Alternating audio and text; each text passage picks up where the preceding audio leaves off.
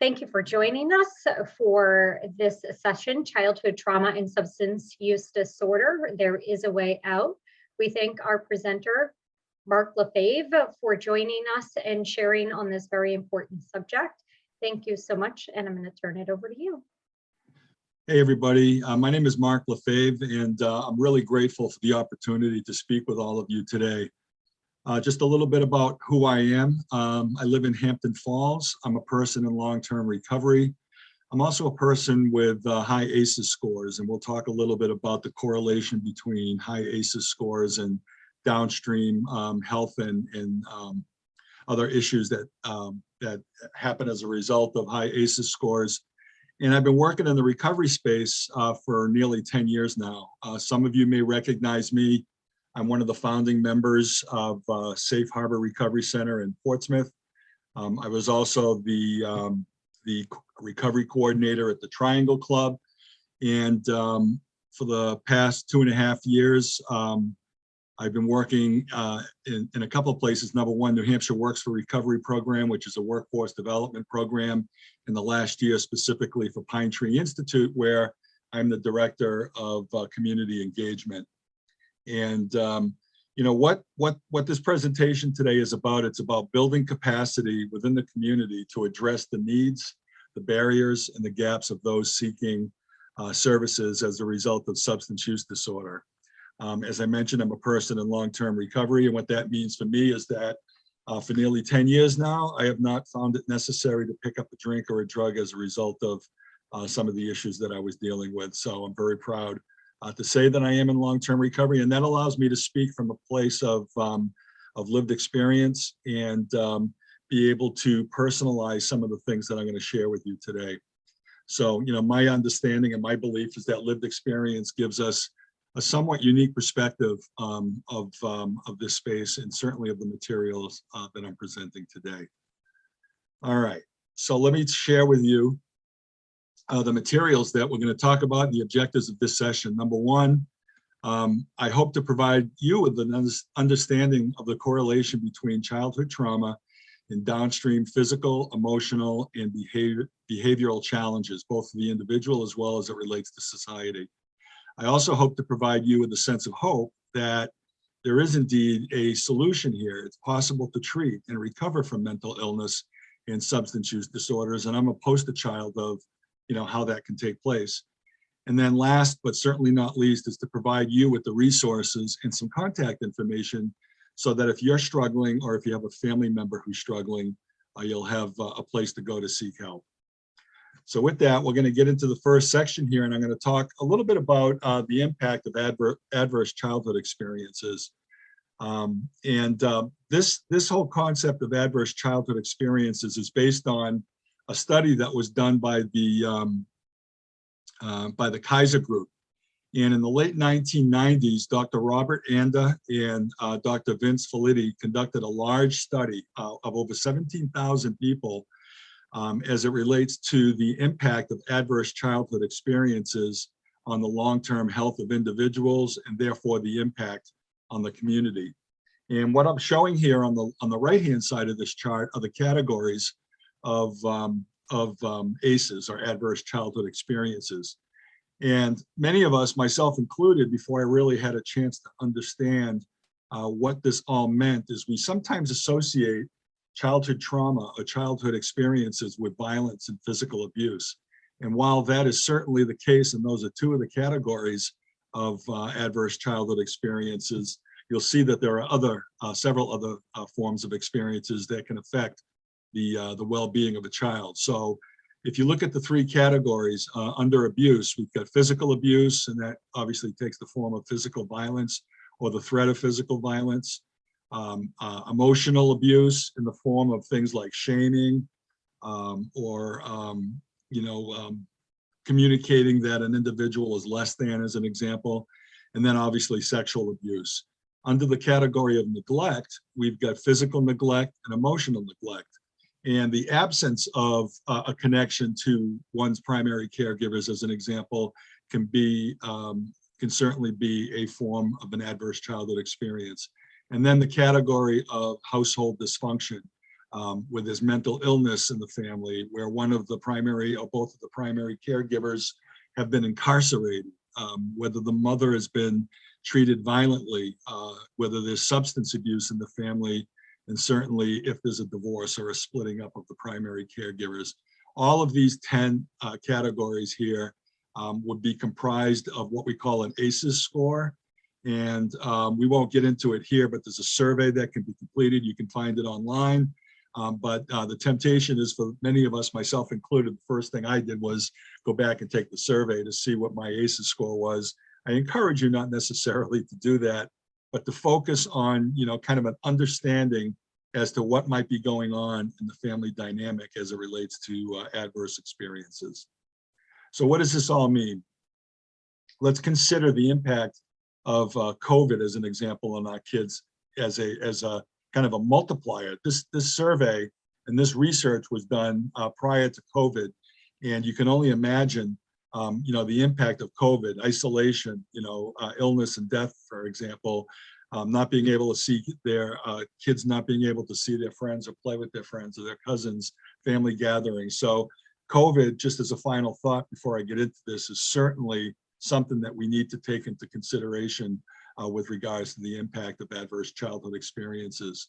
So what you can see here in this chart here is the percentage of people who reported that they experienced any one of these 10 categories that I just covered.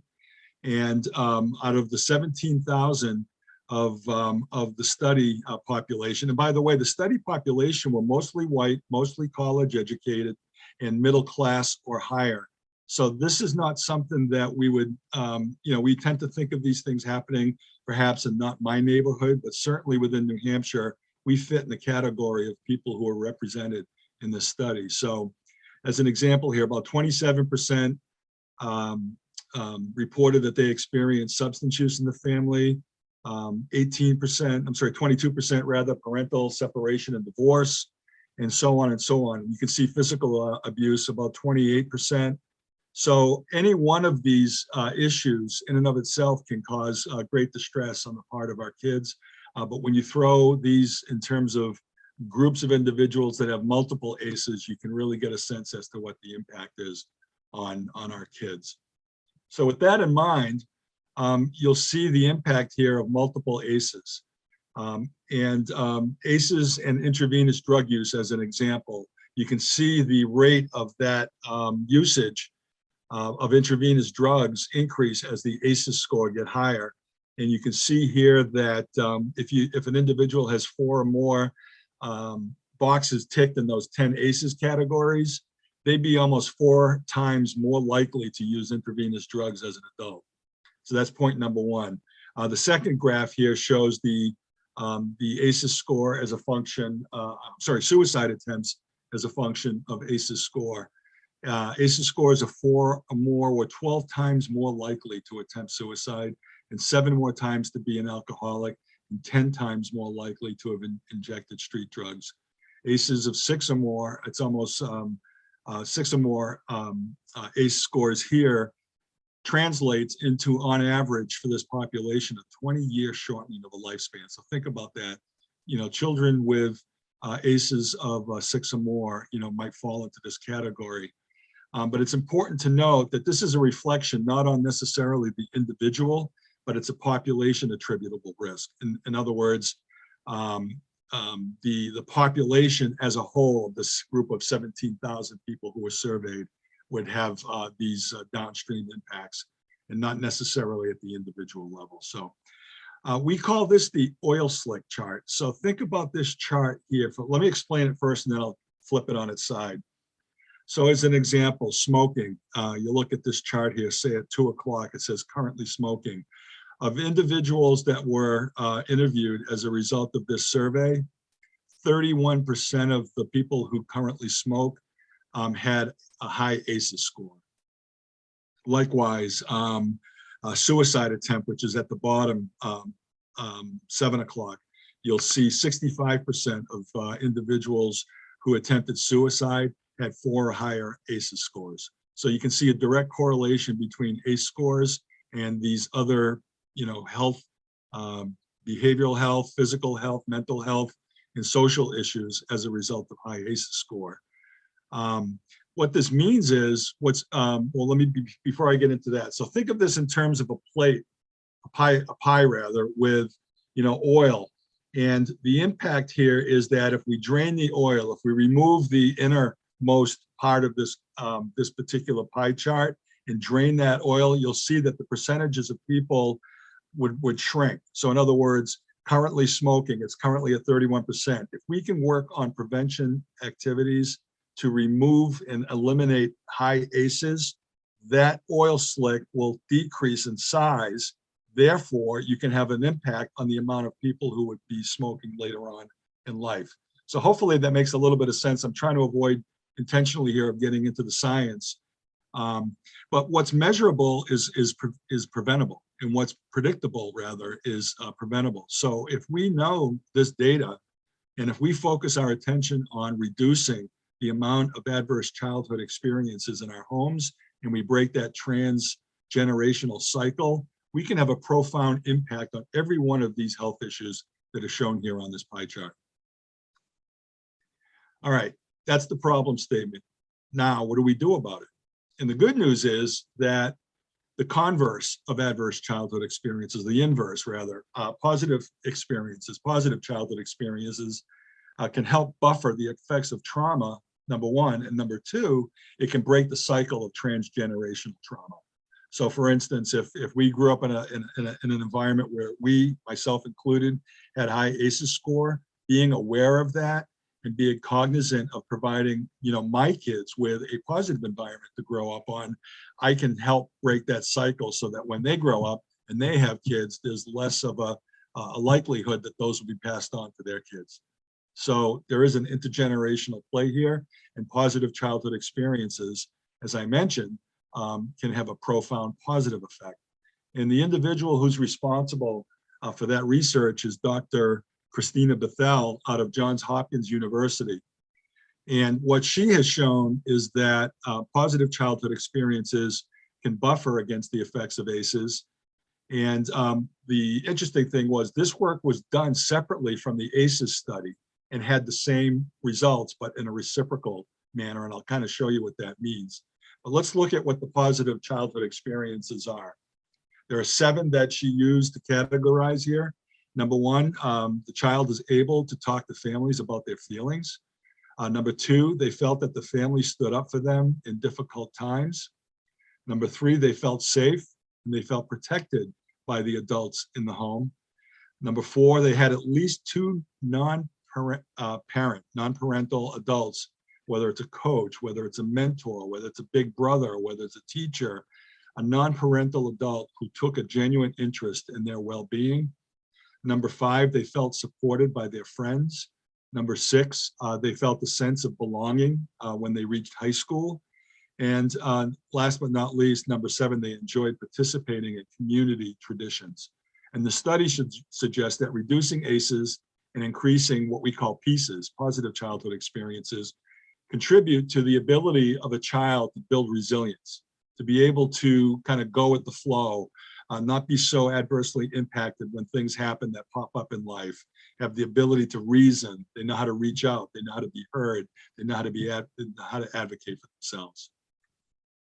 So what's really interesting here is kind of taking the look at some of the impacts of positive childhood experiences using adult depression and mental health, poor mental health as an example. So the top chart here in orange, the child had very often had the ability to do the things, those 7 characteristics of positive childhood experiences. And those that are in green are those individuals, are those that never or rarely or sometimes had the ability to do that. So number 1, the ability to talk to family about feelings. Those that were very had an opportunity to do this often or very often had a much lower rate of or prevalence of depression and mental health. And you can kind of go down the list of those PCEs, those pieces here. And, for those that are in orange, that's the impact of having positive childhood experiences in a child's life. And then the cumulative effect down in the bottom right-hand corner, the prevalence of depression and poor mental health. what you see in the bar there is never, rarely, or sometimes experience those things. So somebody with 0 to 2 positive childhood experiences had about a 1/3 of the opportunity to deal with mental illness as a result of those with many, 6 or 7 positive childhood experiences.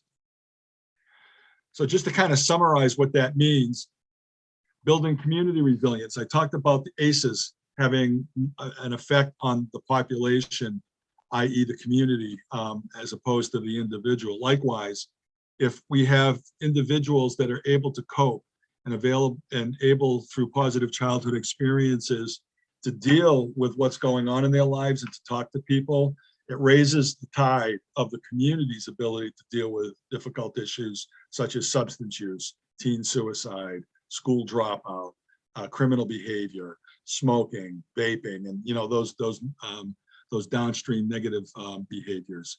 So what you see here graphically is what you see in green, the impact of positive childhood experiences, and what you see in orange is the rate without those positive childhood experiences. So in terms of high school dropout, you can see how positive childhood experiences have the ability to decrease the amount of high school dropout with high school kids. Likewise, freshman to senior dropout, alcohol in juvenile arrests, drug juvenile arrest. And this was done in Washington State in a 10-year study. And the overall improvement in implementing trauma-informed approaches to deal with community issues had a profound, substantial, and profound savings in community services and improved health outcomes in the community. The community economic vitality was increased. Some of these negative behaviors were decreased. And as again, it centers on neutralizing adverse childhood experiences with positive childhood experiences. So let me talk a little bit about bringing this home to New Hampshire. So let me just do a little quick pause here. Everybody catch their breath, throw an awful lot of information at you. So let's talk about New Hampshire and what we have in New Hampshire to help us as a community and as a state address some of the issues that we see here as a result of adverse childhood experiences. So up until now, we've been focusing our attention on reducing ACEs and increasing PIECES. Decreasing ACEs and countering them with positive childhood experiences rather, can break the cycle of transgenerational trauma, as I mentioned earlier, and therefore the downstream societal and public health issues in our society. So what does that mean for New Hampshire? Let's take a look at the substance use disorder continuum of care. And really going from left to right, you'll see that the categories that we've highlighted here, prevention. So by prevention, we mean prevention for children and families, prevention in the form of parental buffering of negative and adverse childhood experiences, and prevention in the form of community support systems, such as this presentation that we're sharing with you today. This is a form of community support systems that we're putting a spotlight on. So things like ACEs, trauma-informed care education, intervention, protective factors that we surround our kids with to help them develop the capability to cope. And then positive youth development programs, YMCAs, Little League, Big Brother, Big Sister programs, after school programs, intentional leaning in to ask kids how they're doing and being attentive to giving them a voice. Those are some of the things that we can do as individuals and as a community to address some of these issues that prevent downstream adverse behaviors. The second column of prevention and early intervention. And this is where we deal specifically with middle school and youngsters that are in the teen years. And again, education, intervention, protective factors, and development programs certainly apply to these kids as well. But because they're a little bit older, we can add in additional programming that is appropriate, age appropriate for these kids. Treatment modalities, treatment services. These are emergency response and addiction treatment services, things like detoxification centers, inpatient, whether it's residential or partial hospitalization programs, intensive outpatient programs in the form of IOP. And these are not just necessarily for substance use disorder, but mental health in general. Medicated assisted treatment as a means of prevention, treatment for individuals that are dealing with substance use, individual and group counseling, harm reduction, and access, providing access through telehealth, telerecovery, transportation services, and the like. As we move further to the right, individuals that come out of treatment, what the community does is they provide recovery-oriented services. So that has to do with, basic health, housing, employment, some of the key things that are necessary to keep individuals on the right track as they build a recovery program. So we call them recovery support services, whether it's peer services, professional services, clinical services, education services, education services in the form of, for instance, at IOPs, intensive outpatient programs. There's psychoeducation programs there. There's community education programs, such as what we're doing right now. Housing, recovery housing, transitional housing, those things that are key to providing a safe place for people who are dealing with substance use to get back on their feet. Community organizations such as, if you're in Manchester, you're familiar with Hope for New Hampshire Recovery, Revive Recovery that's out in Nashua and Derry, Safe Harbor in Portsmouth, SOS in Dover, Rochester, and Hampton. These are all examples of peer recovery centers that provide services for individuals to help them find a job, help them find childcare, help them get transportation. They provide 12-step meetings or all recovery meetings, and they play a vital role in the community. I'm going to talk a little bit more about recovery centers in detail in just a few minutes. And again, access, providing transportation services or telehealth or telerecovery services. And these really became important during COVID, where getting together face-to-face was becoming a challenge. And then last, but certainly not least here, what we call reintegration. Reintegration, long-term life work. So once we get the individual who's stable, they've got some time under their belt in terms of their own recovery, what do we do to provide them with a way to reintegrate back into the community? So, things like drug court, as opposed to incarcerating individuals for drug-related crimes. There's drug court programs across the state that provide education, a check-in with professional service providers, and allow people to kind of work on their recovery without having to do so behind bars. There are diversion programs, there's educational, employment, and housing programs for those with a criminal record. How do people advocate themselves when they might have a criminal record? How do they talk about their background in a safe way with companies that are looking to hire people?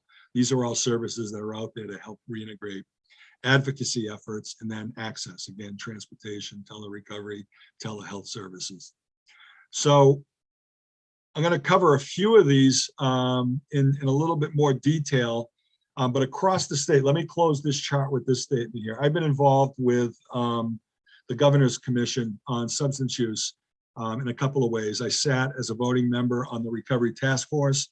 I currently sit on the Prevention Task Force, and I've been involved with various modalities in my professional work. And I can tell you that 10 years ago, when I came in and sought treatment services for my own issues, most, if not all of this, did not occur. This was not in place 10 years ago. So over the last 8, 9, and especially the last 5 years, New Hampshire has seen a plethora of these service providers pop up across the state. The challenge that we have here is that not everybody knows how to reach those services. And hopefully through this presentation today, you'll have an opportunity to kind of understand it. When you get the handouts, there's some hyperlinks in here that you can click on. And I'm certainly available after the fact. If anybody has any questions, you can reach me and I can help direct you to the appropriate service. But I'm going to cover a few of these in a little bit more detail, and then I'm going to talk a little bit about what we're doing in the Portsmouth area, specifically around a coordinated effort to address these issues. So let's talk about recovery community organizations first. There are currently about 25 recovery centers in the state of New Hampshire, And as you can see, from Littleton south all the way to Nashua, and then east towards the seacoast. These recovery centers operate under a common footprint or a common model. There's a statewide set of best practices around recovery centers. So Safe Harbor, SOS, Serenity Center out in Keene, all of these centers offer very similar services. I mentioned earlier, 10 years ago, there was 0 in the state, and here we are with not only 20 plus recovery centers in the state, but they're all operating in conjunction with one another under a common model. What they offer are peer recovery coaches. They offer computer resources so that an individual might come in and look for work. They can get soft skills like how to write a resume, how to look for a job, how to interview. They can conduct mock interviews. They provide rides to meetings. They provide meetings themselves. They have all kinds of programming, art, music, childcare, and so on and so forth. So somebody who is struggling can walk in the door, they can sign in and become a member, and they have, a set of resources and people that are there to wrap their arms around them so they don't have to go this journey alone. They're important because they offer a safe place for a person to talk to people who are dealing with the same things that they're dealing with, and get the help that they need to get back on the straight and narrow.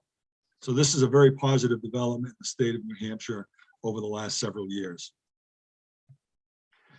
Let's talk about recovery centers. Recovery residences. Recovery residences, what they offer is a place to live with other people who are sober. And there are different levels of recovery homes across the state. There's a governing organization called NHCORE, New Hampshire, the New Hampshire Coalition of Recovery Residences, NHCORE. And what they do is they maintain a standard level of operation. And so typically these organizations have somewhere between 10 and 16 beds. There's a house manager who's also in recovery. They offer recovery-oriented programming. They require individuals to find work. They require individuals to be drug tested so that it's safe for all members living in this house. They're typically men or women for obvious reasons. I don't think there are any unisex or open recovery homes in New Hampshire. And they also require individuals they have curfews and so forth. And they require people to go to meetings. That was the other thing I forgot, whether they're 12-step, all recovery, any modality that you can think of. I'm familiar with a number of these. I've lived in one of these myself for 2 months, and it was an integral part of my own recovery. Usually there's a zero tolerance. So if somebody violates the code at a given house, they're immediately shown the door.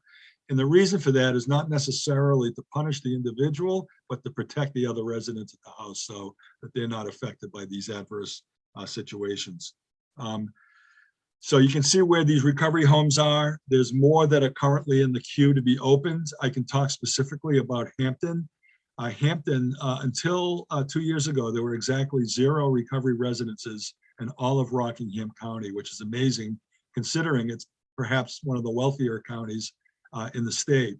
I'm proud to say that in Hampton, there's not only a women's house that opened 2 years ago, Magnolia House, which is near downtown and geographically close to meetings, to shopping, to jobs, and so forth. But just very recently, the operator of that house opened Summerwood House, and that is open today, and that's also in Hampton, and that's for men, and that's a 12-bed men's house.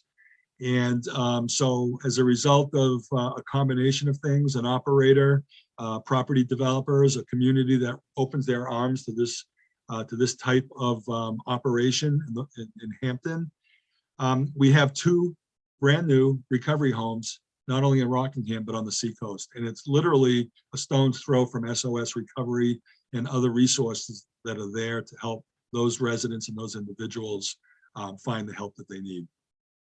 So that's kind of a deep dive on recovery homes. And then let me talk a little bit about the doorway. Many of you have probably heard about the doorway. It's accessible through walking into one of these centers that we have here. And if you go to www.thedoorwaynh state.gov, you'll get an address and a phone number for any one of these. You can also dial 211, and that'll connect you to any of the doorways. So somebody who's living in Gorham doesn't necessarily have to go and enter into a Gorham doorway entry. Likewise, depending upon where people are going to be living, if they're going in to live in a recovery home, as an example, that is outside of their home area, they can go into any one of these. But it's a centralized and integrated system. Referrals can be made into any one of these centers from any different geographical location in the state. All of the information regarding treatment services, recovery services, mental health services, wraparound services, all of those are consolidated so that any one of these doorways would access all of the statewide information. They provide case management. So when somebody calls into one of these doorways, they can actually have a case manager that stays with them as they progress through the continuum of care that I showed you a few charts ago. It's a client-centered community, so they meet people where they're at. I'm very happy to say that in the Seacoast where I live, they recently opened a satellite doorway off of the Wentworth Douglas doorway so that there's an entry point at SOS in the same building where somebody can go in and ask for help without having to drive all the way up to Dover. I know in the Seacoast, people don't typically drive over the bridge to get the help that they need. So this kind of shortens the distance. It's not shown here on the map, but there's a new portal and a new doorway here in Hampton. And likewise, there are other satellites that are being considered that close the mileage gap or the distance gap from some of these doorways. But this is a statewide program that has been implemented under the leadership of Governor Sununu, and it's been highly effective in directing people to the help that they need. All right, so those are just examples of some of the continuum elements that I talked about here. Some of the others that I haven't talked about here, the Recovery Friendly Workplace Initiative, the treatment centers across the state, Farnham and Green Mountain, and some of these other treatment centers, they are all part of that doorway network that I referred to. So most of the attention that I've given to you to date has been sort of on the left-hand side of this diagram on prevention through ACEs and positive childhood experiences training, intervention, and so forth. And then most recently, we talked about treatment and recovery.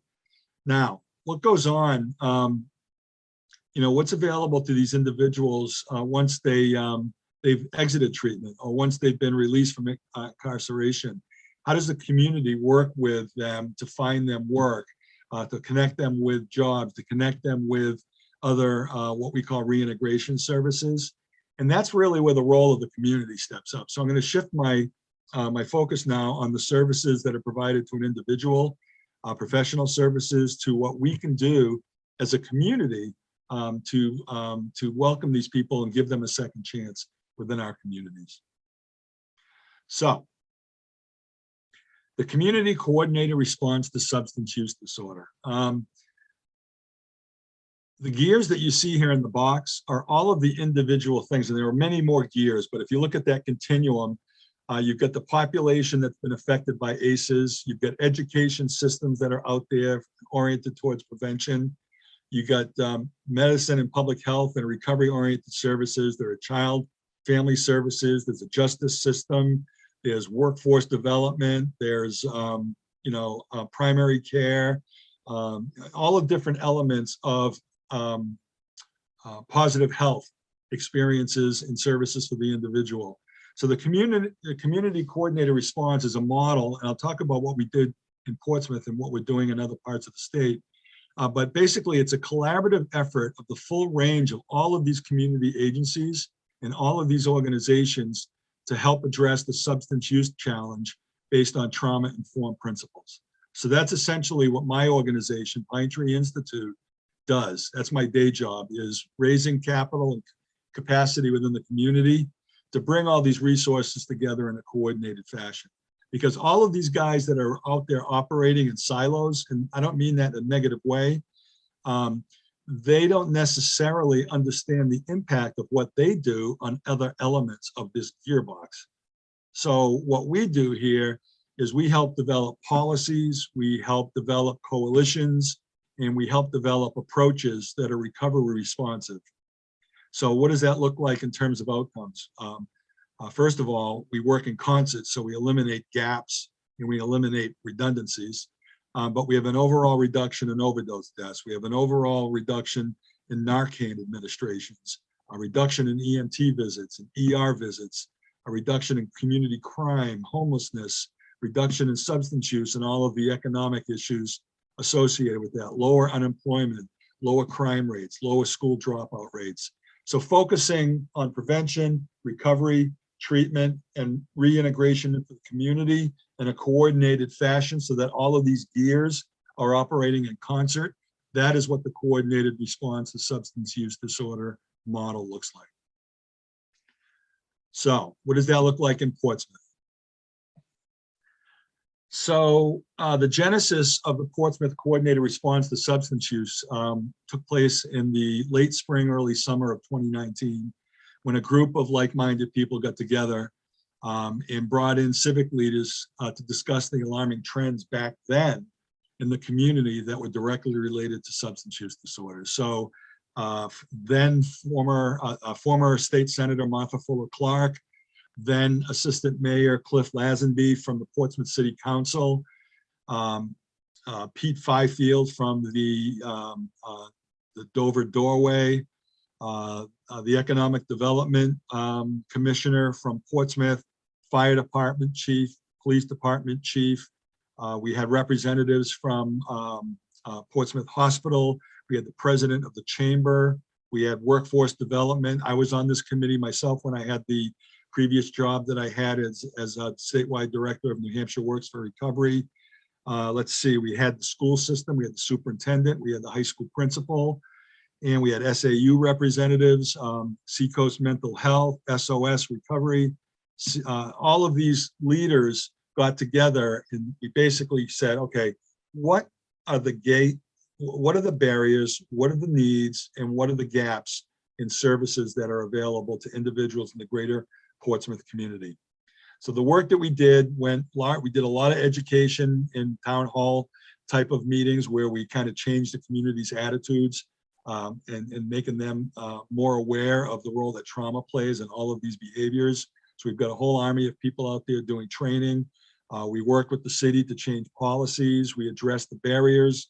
We addressed the lack of coordination of all of those services that I just showed you in the gearbox, and we're outcomes driven. So what came out of that, and I'll show you the committee here. I'm not naming names, but you'll see it's basically a who's who of sector leadership within the city of Portsmouth. And it was a 2-year commitment. We received funding from the Rotary. We received funding from the city of Portsmouth. And as we embark on expanding this into the Seacoast, which I'll talk about in just a moment, we received funding from New Hampshire Charitable as well as Seacoast Foundation for Health. And so we have grant money available. Pine Tree is coordinating the effort with all of these sector leads on the committee. And again, you can see from the gearbox metaphor that we have here that what we're trying to do here is have all of us operating to the same drumbeat so that everybody knows the impact of what we do. So what came out of this are 5 task forces. The first one being access and connectivity. And what that means is originally this was pre-COVID. Keep in mind when we started this in 2019, this was pre-COVID. And originally this was transportation. How do we get people to and from appointments, to see their parole officer, to go to their 12-step meetings, to see their doctor, to drop their kids off at daycare. And, as a result of COVID, this quickly morphed into a more general access set of things that we needed to do.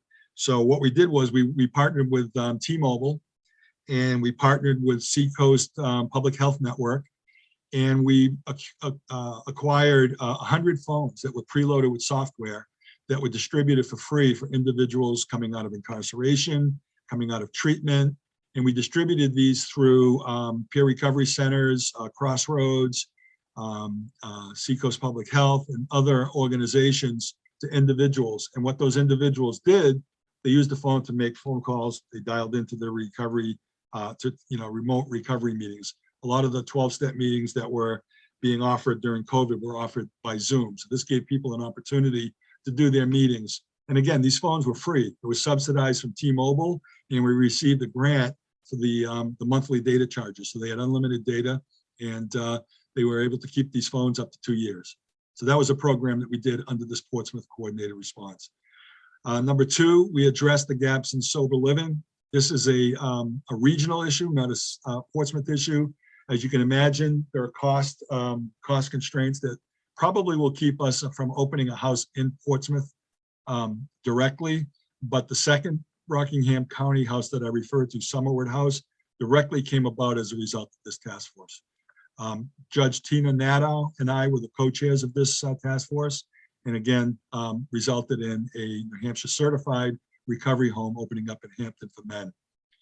The third one is community education. So here's where we're taking a much deeper dive of the ACEs and positive childhood experiences material that I kind of glossed over here pretty quickly. And we offered this training to organizations that had direct contact with youth, children and youth. So we are providing free training to, we've done it for the YMCA, we've done it for the school system, we've done it for boys and girls clubs, we've done it for many of the professional service providers, like mental health and substance use providers. We've provided it to town officials, fire departments, police departments, just to make them more trauma aware, so that when they're dealing with people in this population in their day jobs, they have a better understanding. And it's not what is wrong with this individual, or what happened. It's more what happened to this individual. How can we have a better understanding of what might be going on in that child's world as a result of them showing up and participating in whatever services that we provide. This education was funded out of Rotary. They funded a 2-year grant that Pine Tree Institute developed a roster of 30 master trainers that are trained and available to provide anybody in the Rockingham County, Stratford County, and Southern Maine. So the grant covers that, but we've been doing remote training from Zoom to broader audiences across the state. So my suggestion is, if you have an interest in this ACEs training, that you contact me directly, and we'll get you connected with somebody who can bring in the resources to train your organization. So there are 27, I think, trainers, or 30 trainers, 10 of which have been assigned to York County, 10 of which have been assigned to Stratford County, and 10 of which have been assigned to Rockingham County. And I know I've personally provided this training outside of that area. So again, if you have an interest in that training for your organization, you can contact Liz, or you can contact me directly.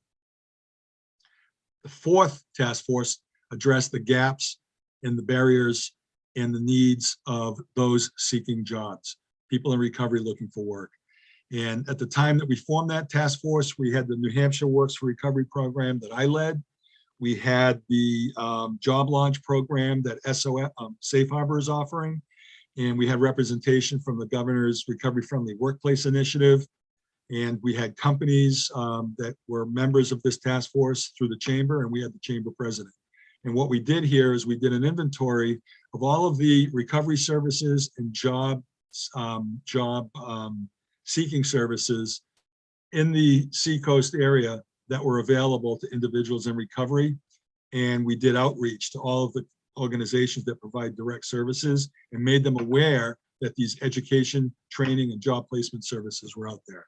So this group was responsible for taking all of the things that were going on in the state and orient it very specifically to the people, job seekers dealing with recovery and reintegration from incarceration in the Portsmouth area. Very successful program. And then the last program, the last task force rather, is the coordination of services.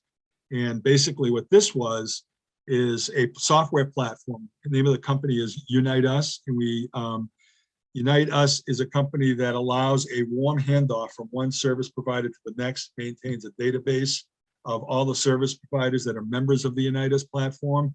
So for instance, if somebody was being released from Portsmouth Pavilion, as an example, and they needed to find a treatment center, And I'm being really simple in how I explain this as an example. So Portsmouth Hospital, which would be a member of the Unitas platform, would do a search of all the treatment providers that are registered under the Unitas platform and be able to put that case out there for Farnham or Green Mountain, one of the other treatment centers in the state, to say, okay, I have a bed, I'll take this individual. And that handoff occurs in the platform and is acknowledged and so forth.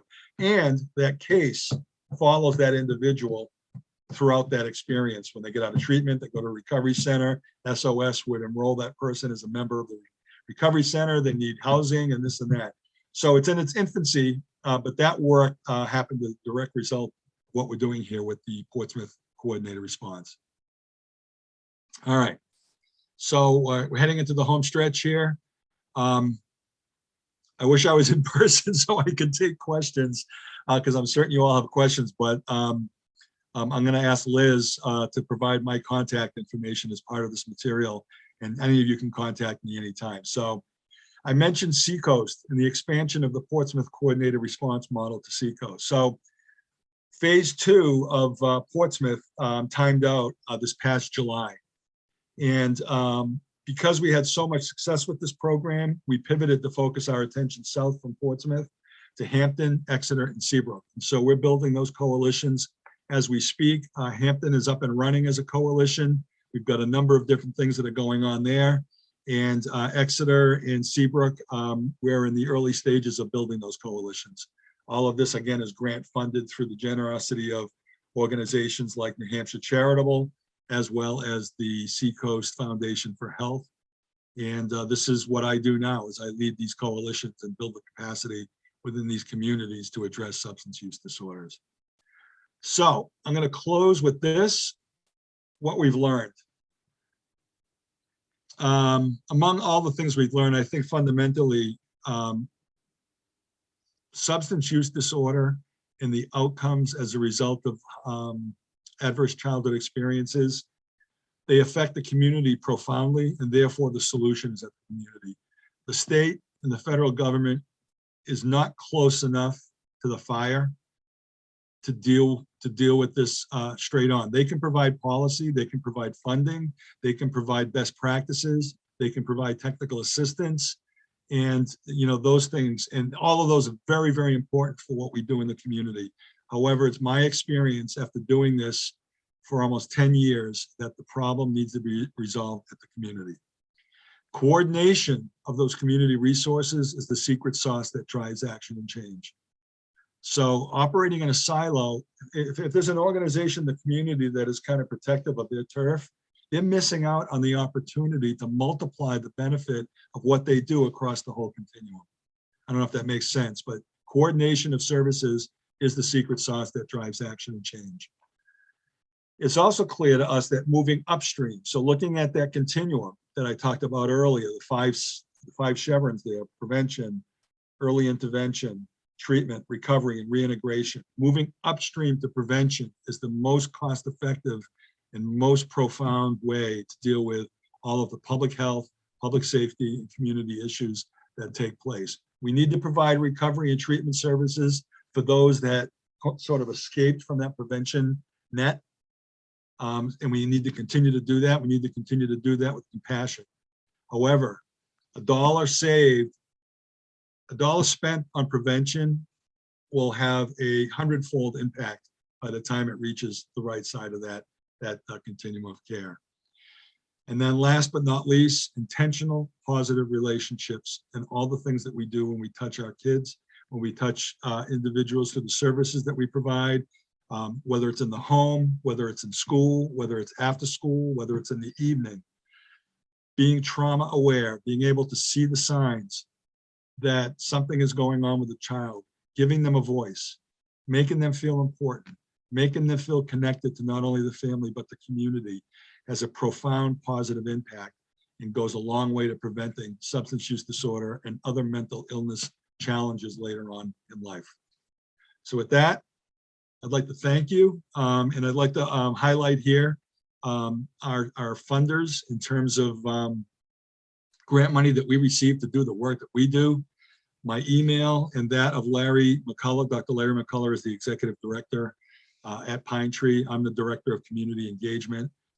This is the work we do. We do it because we love it, and we do it because it makes a difference. And hopefully you'll have a better understanding now in terms of correlation of all this data, but most importantly, the resources that are available to help you in the work that you do, as well as what you do with your family. So with that, I'm going to say thank you, and I wish you a great day.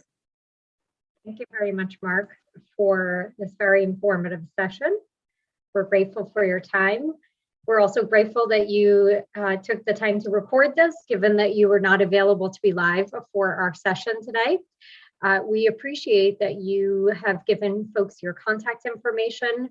The slides will be available for this presentation, as well as Mark's contact information, and you can reach out to him if you have any questions about this presentation or anything that was shared today. Thank you so much for your time, and we appreciate you. Take care.